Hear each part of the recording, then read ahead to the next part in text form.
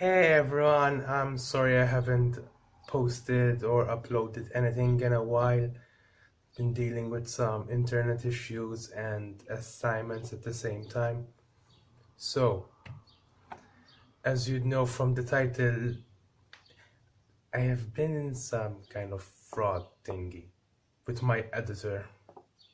But don't worry, I resolved it completely by now and I got my money back. So, this video is going to be about how what I did, so in case you're in a similar situation you would know what to do. Now, just so you know, this video is completely based on PayPal, so if you didn't pay with PayPal I can't exactly help you. Sorry about that. Anyways, the first half is going to be the story of what happened with me, and the second half is what I did to get the money back. If you're only interested in the second half, go to this time. Okay, so we're starting on the first part. So anyways, I was starting to search for an editor quite early on in my writing business, so because I have heard from other authors that they will have a pretty large uh, waiting list, so I thought that I should just start searching early on, so by the time I finish I'll be at least close to my turn, or at least by the end of my story. So I kept finding, but many of them had a real large price for me because I'm a student and I don't actually earn a lot of money, so I couldn't just get anyone I wanted. I had to find someone with a rather cheapish price and still have good work. I found one on Facebook. They had about 10 reviews, 9 of them were very good and provided a lot of services for very low price, and immediately I was attracted to that. I contacted the editor and he was nice, explaining things in detail. I was quite, convinced that he would help me, and from the other recommendations and stuff, I didn't think anything was going to be bad. So, because I hadn't finished the story yet, and I specifically told him that, he said that I can just send him chapter by chapter. So I actually did that after paying him. I paid a total of 390 euros, which is like $350 if you don't, no wait, sorry, 400 something dollars.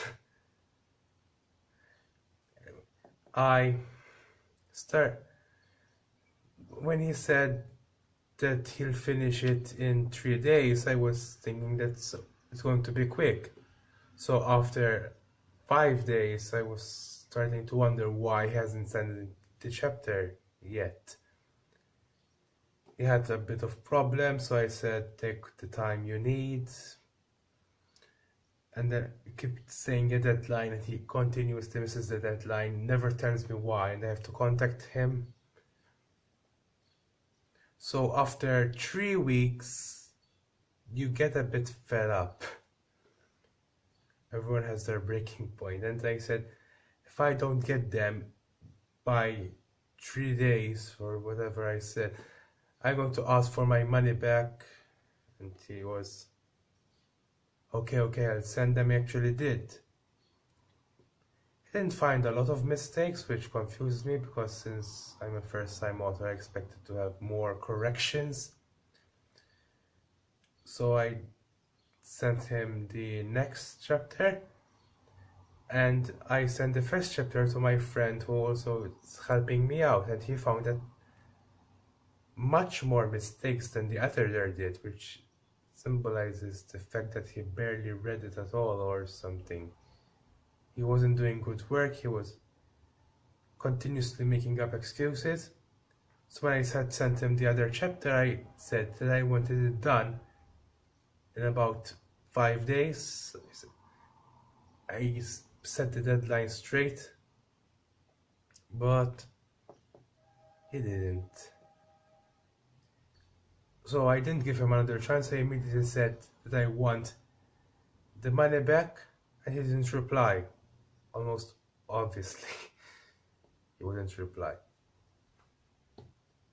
So I went to PayPal at first and asking, when you ask people for money, you can do that if you have their email, and he didn't reply to that. And I was going to contact him on Facebook like I did several times before, and he blocked me. Yeah. How mature.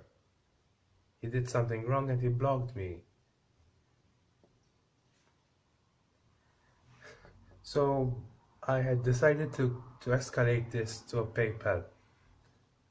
Okay, welcome to the second part in case you haven't heard the first part. Like I said, I was using PayPal all this time. So let's start.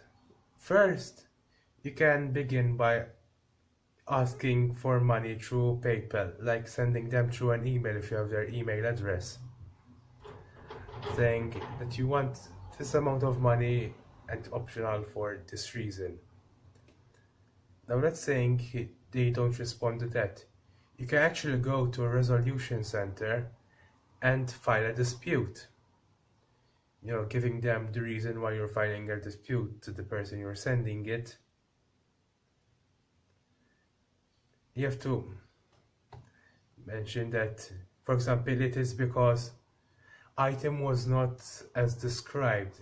Then you have to detail it to it's being a service in case. For example, in my case, like editing is a service. It was not as described because it didn't do the correct work. Or hardly any work. And you have about 20 days limit until you can escalate this to a PayPal claim. Now this is different as PayPal is going to be like the judge here. So you have to give it the amount of details as much as possible.